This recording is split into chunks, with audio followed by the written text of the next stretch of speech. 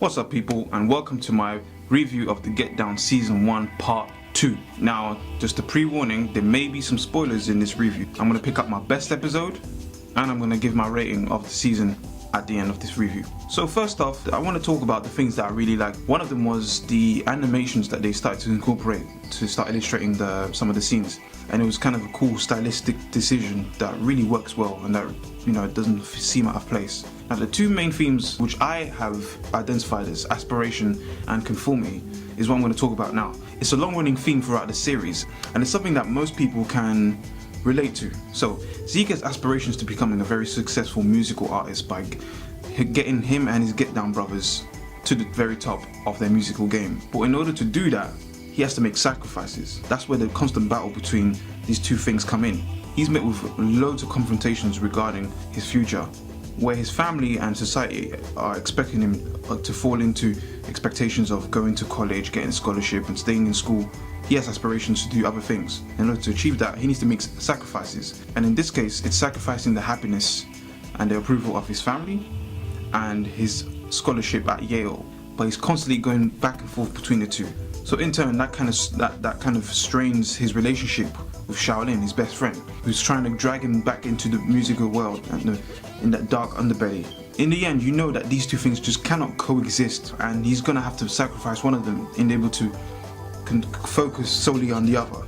And in this case, he ends up trying to sacrifice his scholarship at Yale. And then there's Mylene. She has similar aspirations of becoming a musical artist, but she wants to become a disco artist. But in order to achieve that, she has to make sacrifices, and that is sacrificing the happiness and the wishes of her father and her religious family to be able to be a success in the music industry, which in turn demands the artist to be very not so conformative to the religious background that she's from. And in turn, that restrains the relationship between her and her father in particular. Not so much her mother, who is really understanding and very supportive of her, and also her uncle Francisco. And just like Zeke's situation, these two things can't coexist. She can't be a religious good girl in this musical industry, which is illustrated to be very, ruthless and very, immoral, and it requires her to be very, some raunchy sometimes, and to kind of sell her soul really. So as her musical career peaks and takes off, it strains the relationship between her and her father,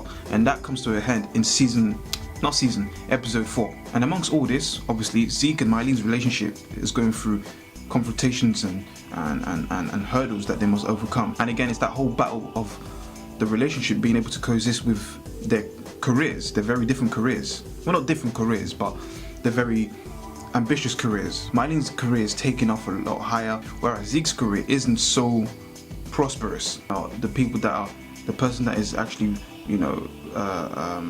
hindering him as a person is his best friend Shaolin. And in the end, he ends up falling back into the comforts of conformity and ends up being accepted into Yale. The relationship between Lydia and Francisco and Ramon is very, very well explored and explodes in this part of the Get Down. The simmering romance between Lydia and Francisco is starting to build by the end of the season of part 1. And then in part 2, things blossom, of course, right under the nose of Ramon. In episode 4 is when this all comes to a head, as Ramon discovers Lydia and Francisco's affair. And it's also a major twist as we discover that Francisco is actually the father of Mylene. This leads to Ramon completely breaking down and killing himself in the church. The relationship between Shaolin, Cadillac and Fat Annie is also a very interesting one, and one that has been building and building since the first part. Now, we know that Shaolin and Cadillac don't like each other, but that Fat Annie is very fond of Shaolin. So while these two are going nose to nose and Cadillac is very, disapproving of his presence, Fat Annie is very welcoming of him and even goes as far as to offering him a part in her record label. But when Fat Annie decides to dishonor the deal, that's when things come to a head between him and her and Shaolin. This leads into the 5th episode, where Cadillac and his crew go in search of Shaolin. Shaolin and Cadillac come face to face. Shaolin makes Cadillac realize that being under the ownership of Fat Annie and working under it is not worth it, and that it's better to set yourself free and to live your dreams. And again, it's that whole running theme of aspirations and conformity, being able to please people, but then having to make sacrifices, trying to make sacrifices to be able to achieve your true goal, your true happiness. It's a constant running theme. I do feel, however, that in this part of the Get Down, there are a couple of characters who's had a smaller role to play in this part of the season than in part 1. For example, Jackie Moreno, who is Mylene's associate and friend, who writes all the songs and plays the piano, that dude. But he does have a big role to play towards the end.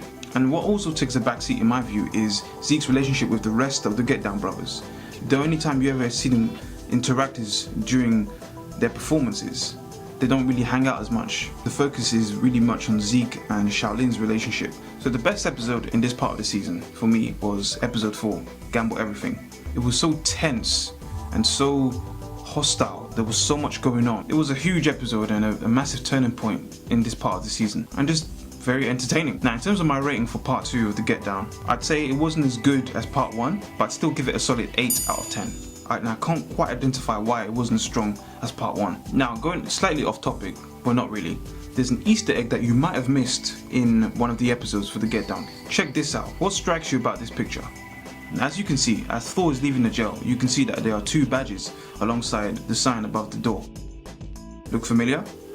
Those look exactly like the Manchester City badges. Now, I don't know why that was there, but it was there. So anyway, that was my review of the Get Down. What did you think about the Get Down? If you've seen it, do you think it's going to be better next season? Are you looking forward to next season of the Get Down? Let me know what you think. For more reviews of the latest film and television content, subscribe to my channel.